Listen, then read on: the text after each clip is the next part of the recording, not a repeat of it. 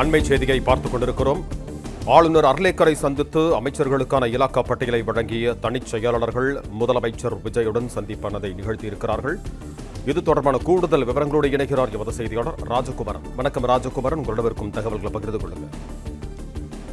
தமிழகத்தில் அமைச்சரவையை இறுதி செய்து உடனடியாக அரசு பணிகளை முழு வேகத்தில் செயல்படுத்துவதற்குரிய நடவடிக்கைகளை முதலமைச்சர் மேற்கொண்டு வருகின்றார். அந்த அடிப்படையில் தான் ஒரு பக்கம் காவல்துறை, இந்திய ஆட்சித்துறையான IAS அதிகாரிகள் என்று பலரும் பணியிட மாற்றம் செய்யப்பட்டுக் கொண்டிருக்கின்றார்கள். அது தொடர்ந்து கொண்டிருக்கின்றது.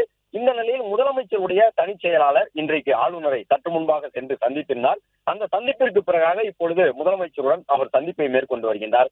அதன் அடிப்படையில் ஆளுநருடைய தனிச் செயலாளரான செந்தில்குமார் IAS அவர்கள், முதலமைச்சருடைய தனிச் செயலாளர் செந்தில்குமார் IAS அவர்கள் ஆளுநரை சந்தித்து அமைச்சரவையிலே இடம்பெறப் போகின்றவர்கள் தொடர்பான சில கோப்புகளை வழங்கியிருந்ததாக சொல்லப்பட்டது.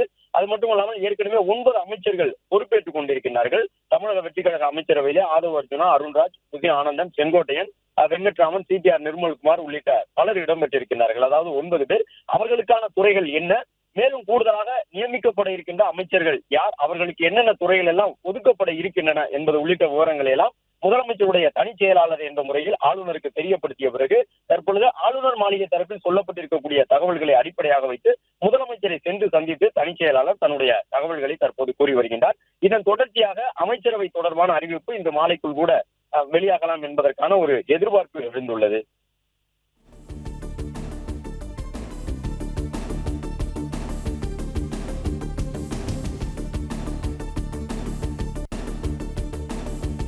நன்றி ராஜகுமாரன், உங்க தகவல்களுக்கு. பிளே ஸ்டோர் மற்றும் ஆப் ஸ்டோரில் இருந்து பாலிமர் செயலியை QR கோடு மூலம் பதிவிறக்கம் செய்யுங்கள். செய்திகளை உடனுக்குடன் பெறுங்கள்.